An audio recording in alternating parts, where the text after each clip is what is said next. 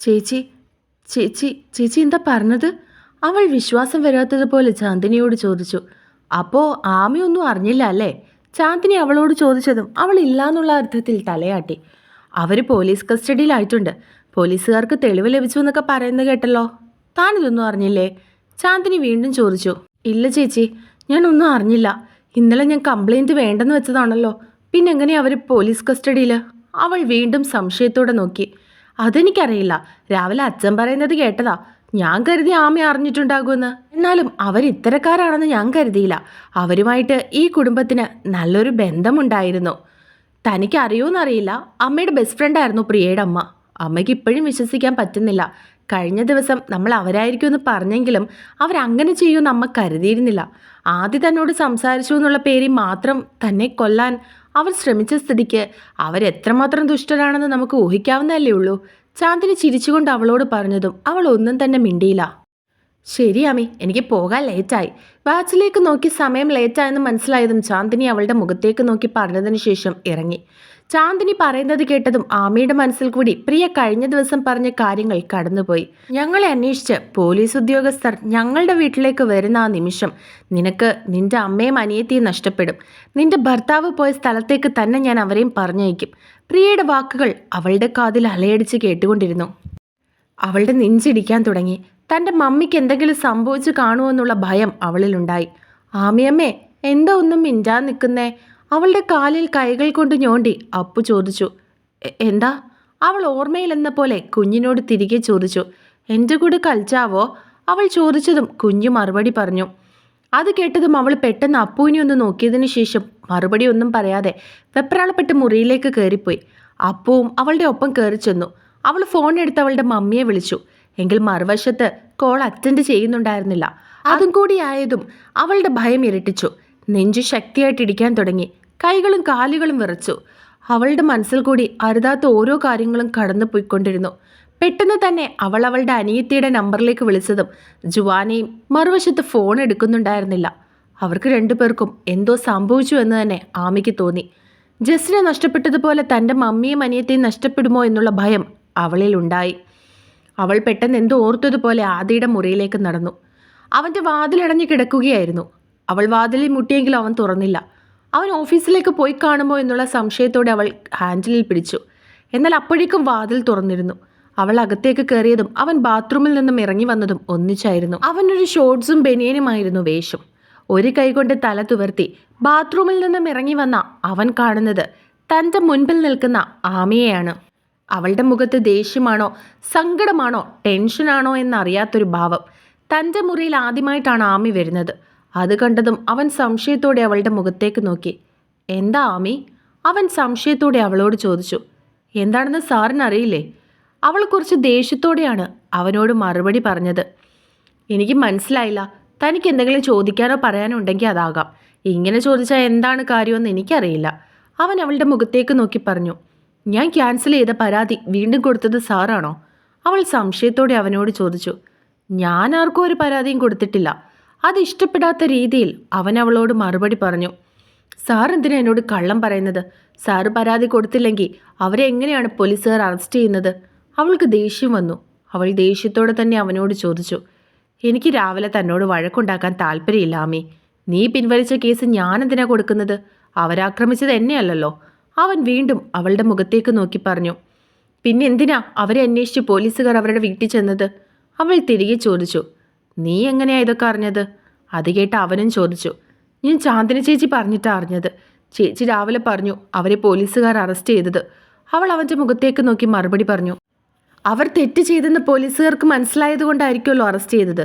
അതിന് നീ എന്തിനാ ഇങ്ങനെ ദേഷ്യപ്പെടുന്നത്? തെറ്റ് ചെയ്യുന്നത് ആരാണെങ്കിലും ശിക്ഷിക്കപ്പെടണം. അവൻ വീണ്ടും പറഞ്ഞു. സാറിനോട് ഞാൻ പറഞ്ഞതല്ലേ എനിക്ക് പരാതിയൊന്നുമില്ലാന്ന്. എൻ്റെ മമ്മി വിളിച്ചിട്ട് ഫോൺ പോലും എടുക്കുന്നില്ല. ജുവാനെയും വിളിച്ചിട്ട് എടുക്കുന്നില്ല.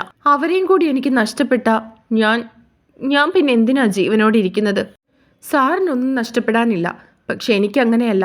എനിക്ക് സ്വന്തമെന്ന് പറയാൻ ഈ ഭൂമിയിൽ ഇപ്പോൾ അവർ രണ്ടുപേരും മാത്രമേ ഉള്ളൂ. എനിക്കിവിടെ ജയവും തോൽവിയും ഒന്നും അല്ല വേണ്ടത്. കുറച്ച് മനസ്സമാധാനമാണ്. ഞാൻ പറയുന്നത് സാറിന് എന്താ മനസ്സിലാകാത്തത്? അവൾ ദേഷ്യത്തോടെ അവൻ്റെ അടുത്തേക്ക് ചെന്ന് നിന്നുകൊണ്ട് ചോദിച്ചു. നിനക്കിപ്പോൾ എന്താ അറിയേണ്ടത്? അവരെങ്ങനെയാണ് പോലീസ് കസ്റ്റഡിയിലായതെന്നോ? അതിനുവേണ്ടിയുള്ള തെളിവുകൾ ഞാൻ കൊടുത്തതുകൊണ്ട്. തെളിവുകളാണല്ലോ ഒരു കേസിന്റെ പ്രാധാന്യം നിശ്ചയിക്കുന്നത്. അവർക്ക് തെളിവുകൾ ആവശ്യമായിരുന്നു, ഞാനതങ്ങ് കൊടുത്തു. അവൻ നിസ്സാരമായിട്ട് തന്നെ പറഞ്ഞതും അവൾ സംശയത്തോടെ, എന്നാൽ കണ്ണുകൾ നിറച്ച് അവൻ്റെ മുഖത്തേക്ക് നോക്കി. എന്ത് തെളിവുകൾ? അവൾ വീണ്ടും അവനോട് ചോദിച്ചു. നിന്റെ ഫോൺ റെക്കോർഡിങ്സ്. ഇന്നലെ പ്രിയ നിന്നെ വിളിച്ച് ഭീഷണിപ്പെടുത്തിയത് ഞാൻ അവർക്ക് അയച്ചു കൊടുത്തു. എനിക്കറിയാമായിരുന്നു ഒന്നുമില്ലാതെ നീ ആ കേസ് പിൻവലിക്കില്ല എന്ന്. അതിൻ്റെ പിന്നിൽ പ്രിയയോ അവളുടെ അച്ഛനോ കളിച്ച കളിയായിരിക്കുമെന്നും എനിക്ക് നന്നായിട്ട് അറിയായിരുന്നു. നീ വീട് വിട്ടു പോവാത്ത സ്ഥിതിക്ക് അവർ നിന്നെ വിളിച്ചിട്ടുണ്ടാകുമെന്ന് എനിക്ക് തോന്നി. എൻ്റെ ഫ്രണ്ട് വഴി നിന്റെ ഫോണിൻ്റെ ഫുൾ ഹിസ്റ്ററി ഞാൻ എടുത്തു. അതിലുണ്ടായിരുന്നു പ്രിയ നിന്നെ വിളിച്ചതും നിന്നെ വിളിച്ച് സംസാരിക്കുന്ന റെക്കോർഡിങ്സും. പിന്നെ ഒന്നും നോക്കിയില്ല, അത് പോലീസുകാർക്ക് അയച്ചു കൊടുത്തു. അവർ സ്വമേധയാ കേസെടുത്തു. നിന്നെ ഭീഷണിപ്പെടുത്തിയത് കൊണ്ടാണ് നീ ആ കേസ് പിൻവലിക്കാൻ കാരണമെന്ന് അവർക്ക് മനസ്സിലായി. രാവിലെ പ്രിയയുടെ വീട്ടിൽ ചെന്ന് പ്രിയയെ അവളുടെ അച്ഛനെയും അറസ്റ്റ് ചെയ്യുകയും ചെയ്തു. ഇപ്പം നിനക്ക് കാര്യങ്ങളൊക്കെ ബോധ്യപ്പെട്ടല്ലോ അല്ലേ? അവൻ സംശയത്തോടെ അവളോട് ചോദിച്ചു. എല്ലാം കേട്ട് ഞെട്ടി നിൽക്കുകയായിരുന്നു അവൾ. അവളുടെ മനസ്സിൽ കൂടി പ്രിയ പറഞ്ഞ വാക്കുകൾ കടന്നുപോയി. അതിൻ്റെ ഒപ്പം മമ്മിയും അനിയത്തിയും ഫോൺ എടുക്കാത്തതിൻ്റെ ടെൻഷനും അവളുടെ ഉള്ളിലുണ്ടായിരുന്നു. എൻ്റെ മമ്മി അനിയത്തിയും പ്രിയ പറഞ്ഞതാ. അവരെ അന്വേഷിച്ച് പോലീസ് ഉദ്യോഗസ്ഥർ അവരുടെ വീട്ടിൽ ചെല്ലുന്ന ആ നിമിഷം എൻ്റെ മമ്മിയെയും അനിയത്തിയെയും. അവളുടെ കണ്ണുകൾ നിറഞ്ഞൊഴുകി. ആമി, അവൾ അവരെ ഒന്നും ചെയ്തിട്ടില്ല. അതൊക്കെ നിന്നെ പേടിപ്പിക്കാൻ വേണ്ടി അവൾ വെറുതെ പറയുന്നതാ. അവൻ അവളുടെ അടുത്തേക്ക് ചെന്ന് നിന്നുകൊണ്ട് അവളെ സമാധാനിപ്പിക്കാൻ ശ്രമിച്ചു. മതി, നിർത്ത്. നിങ്ങൾ ഇനി ഒരു അക്ഷരം മിണ്ടിപ്പോകരുത്. ഞാൻ നിങ്ങളോട് പറഞ്ഞതല്ലേ ഒന്നും വേണ്ടാന്ന്. പിന്നെ എന്തിനാ എന്നെ ഇങ്ങനെ ഉപദ്രവിക്കുന്നത്? ഞാൻ എങ്ങനെയെങ്കിലും ഇവിടെ ജീവിച്ചോളാന്ന് പറഞ്ഞതല്ലേ. എല്ലാവരും കൂടി എന്നിൽ നിന്നും എല്ലാം തട്ടിയെടുക്കുക. അവൾ പറഞ്ഞുകൊണ്ട് അവൻ്റെ ബനിയനിൽ അവളുടെ കൈകൾ ചുരുട്ടിപ്പിടിച്ചു. എന്തിനാ എന്തിനാ ഇങ്ങനെ എന്നെ ദ്രോഹിക്കുന്നത്? അവൾ അവൻ്റെ ബനിയനിൽ പിടിച്ച് ഉലച്ചുകൊണ്ട് ചോദിച്ചു. അവളുടെ കണ്ണുകൾ നിറഞ്ഞൊഴുകുന്നുണ്ടെങ്കിലും മുഖത്ത് ദേഷ്യഭാവമായിരുന്നു. നീ എന്തിനാടാ ഇങ്ങനെ ടെൻഷനാകുന്നത്? അവൻ വീണ്ടും അവളെ സമാധാനിപ്പിക്കാൻ ശ്രമിച്ചുകൊണ്ട് പറഞ്ഞു. അവൾ അവൻ്റെ ബനിയനിൽ പിടിച്ചിരുന്ന അവളുടെ ഇരു കൈകളിലും പിടിച്ചു. എൻ്റെ മമ്മി. അവൾ കണ്ണുകൾ നിറച്ചു. അവരെ പ്രിയ ഒന്നും ചെയ്യില്ല. താൻ എന്തിനിങ്ങനെ ടെൻഷനാകുന്നത്? അവൻ വീണ്ടും അവളോട് ചോദിച്ചു. അപ്പോഴേക്കും അവൻ്റെ കൈകൾ അവളുടെ കൈക്ക് മുകളിലുണ്ടായിരുന്നു. അവർ രണ്ടുപേരും വിളിച്ചിട്ട് ഫോൺ എടുക്കുന്നില്ല. അവർക്ക് എന്തെങ്കിലും സംഭവിച്ചാൽ സാറിനെ ഞാൻ വെറുതെ വിടില്ല. ഒന്നും വേണ്ടെന്ന് പറഞ്ഞിട്ടെല്ലാം ഒപ്പിച്ചത് സാറാ. എനിക്കവരെ നഷ്ടപ്പെട്ട അതിൻ്റെ ഉത്തരവാദി സാറ് മാത്രമായിരിക്കും. അവൾ ദേഷ്യത്തോടെ അവൻ്റെ മുൻപിൽ വിരൽ ചൂണ്ടി. ആമിയമ്മേ. പെട്ടെന്ന് പുറകിൽ നിന്നും അപ്പുവിൻ്റെ ശബ്ദം കേട്ടതും ആമി തിരിഞ്ഞു നോക്കി. ആമിയുടെ ഫോണും പിടിച്ച് നിൽക്കുകയായിരുന്നു അപ്പു. ആമിയമ്മേ, ആരോ വിച്ചുന്നു. ആമിയുടെ ഫോൺ അവൾക്ക് നേരെ നീട്ടിക്കൊണ്ട് അപ്പു പറഞ്ഞു. അപ്പോഴേക്കും അവളുടെ ഫോൺ വീണ്ടും റിങ് ചെയ്യാൻ തുടങ്ങിയിരുന്നു. അവൾ പെട്ടെന്ന് കണ്ണുകൾ തുടച്ചിട്ട് അപ്പുവിൻ്റെ കയ്യിൽ നിന്നും ഫോൺ വാങ്ങി. മമ്മി എന്ന ഡിസ്പ്ലേയിൽ തെളിഞ്ഞു വന്നതും അവൾ പെട്ടെന്ന് കണ്ണുകൾ തുടച്ചിട്ട് ഫോൺ എടുത്തു. ആമി, മോളെ, നീ ഇങ്ങോട്ട് വിളിച്ചായിരുന്നോ? അടുക്കളയിൽ ഇന്നലത്തെ വേസ്റ്റ് ഇരിപ്പുണ്ടായിരുന്നു മോളെ. ഞാനത് താഴെ കൊണ്ട് കളയാൻ പോയതാ. നീ ഈ നേരത്ത് വിളിക്കാറില്ലല്ലോ, അതുകൊണ്ടാണ് ഫോൺ കയ്യിലെടുക്കാഞ്ഞത്. വേസ്റ്റ് കളഞ്ഞിട്ട് വന്നപ്പോൾ ഫോണിൽ മിസ് കോൾ കിടക്കുന്ന കണ്ടു. എന്താ മോളെ, എന്താ ഇത്ര രാവിലെ തന്നെ? അവർ സംശയത്തോടെ അവളോട് ചോദിച്ചു. അവരുടെ ശബ്ദം കേട്ടപ്പോഴാണ് ആമയ്ക്ക് സമാധാനമായത്. അവർ ചോദിച്ചതിന് മറുപടി പറയാതെ ആദിയുടെ മുഖത്തേക്ക് നോക്കി. ആദി അവളെ നോക്കി പുഞ്ചിരിച്ചുകൊണ്ട് മാറിൽ കൈകൾ കെട്ടി നിൽക്കുകയായിരുന്നു. അവളുടെ മമ്മി സംസാരിച്ചു കൊണ്ടിരുന്നപ്പോൾ തന്നെ ജുവാനയുടെ കോളും അവൾക്ക് വന്നിരുന്നു. മമ്മി, ജുവ എന്നെ വിളിക്കുന്നുണ്ട്, ഞാൻ പിന്നെ അങ്ങോട്ട് വിളിക്കാം. അതും പറഞ്ഞ് അവളുടെ മമ്മിയുടെ കോൾ വെച്ചതിന് ശേഷം ജുവാനയുടെ കോൾ എടുത്തു. ചേച്ചി എന്നെ വിളിച്ചായിരുന്നോ? ഞാൻ കോളേജിൽ പോകാൻ കുളിക്കുകയായിരുന്നു. ഇറങ്ങിയപ്പോഴാണ് വേദു പറഞ്ഞത് ചേച്ചിയുടെ കോള് വന്നെന്ന്. അവൾ ആമിയോട് മറുപടി പറഞ്ഞു. അത് ഞാൻ മമ്മിയെ വിളിച്ചപ്പോൾ കിട്ടിയില്ല, അതുകൊണ്ട് നിന്നെ വിളിച്ചതാ. ആമി പെട്ടെന്ന് അവളോട് മറുപടി പറഞ്ഞു. ചേച്ചിക്കിപ്പോൾ എങ്ങനെയുണ്ട്? കൈക്ക് വേദന കുറവുണ്ടോ? മമ്മിയോട് പറയണ്ടെന്ന് പറഞ്ഞതുകൊണ്ട് ഞാൻ ഇതുവരെ മമ്മിയോട് പറഞ്ഞിട്ടില്ല. ജുവാൻ അവളോട് പറഞ്ഞു. കുറവുണ്ട്. വേദനയുടെ ടാബ്ലറ്റ് കഴിക്കുന്നതുകൊണ്ടാണോ എന്നറിയില്ല. വേണ്ട, മമ്മിയോടൊന്നും പറയണ്ട. ഒന്നാമത് മമ്മി ഒറ്റയ്ക്കാ.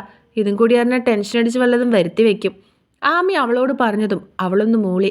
ചേച്ചി ഇപ്പോഴും ആ സാറിൻ്റെ വീട്ടിൽ തന്നെയാ? എന്നാ ഇനി ഹോസ്റ്റലിലേക്ക് തിരികെ പോകുന്നത്? ജുവാന വീണ്ടും സംശയത്തോടെ അവളോട് ചോദിച്ചു. അറിയില്ല, വേദനയൊക്കെ നല്ലതുപോലെ കുറവുണ്ട്.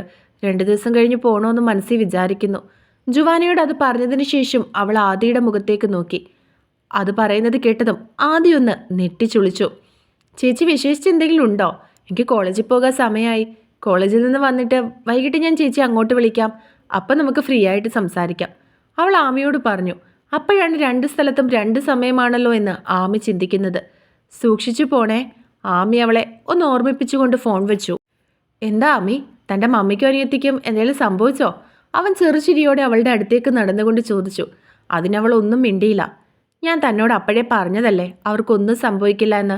പ്രിയ തന്നെ പേടിപ്പിക്കാൻ വേണ്ടി ഓരോന്ന് വിളിച്ച് പറഞ്ഞതാണെന്ന്. ടെൻഷൻ ആകേണ്ട എന്ന് ഞാൻ പറഞ്ഞതല്ലേ തന്നോട്?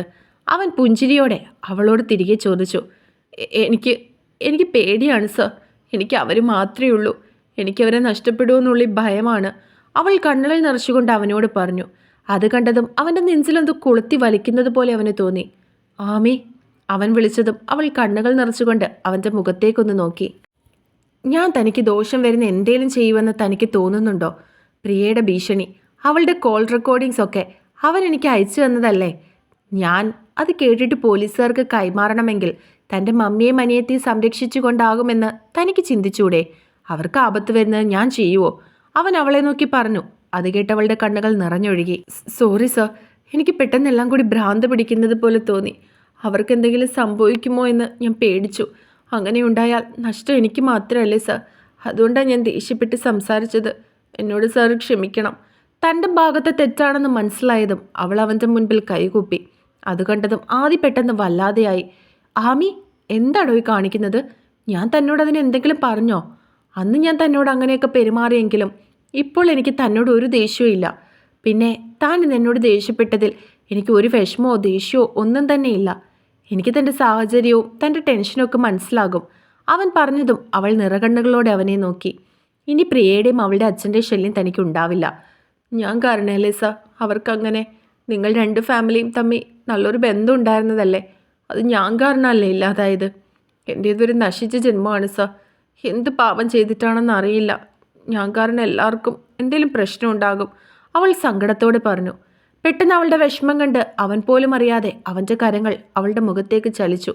കുനിഞ്ഞു നിന്ന് കണ്ണുകൾ തുടക്കിയായിരുന്ന അവളുടെ മുഖം തൻ്റെ ഇരു കൈകളിലും അവൻ എടുത്തു. അവൾ സംശയത്തോടെ അവൻ്റെ മുഖത്തേക്ക് നോക്കി. ആമി നശിച്ചൊരു ജന്മമാണെന്ന് ആരാ പറഞ്ഞത്? അതൊക്കെ തൻ്റെ തെറ്റിദ്ധാരണകൾ മാത്രമാ. ആമി ഇനി ഒരിക്കലും കരയാൻ പാടില്ല.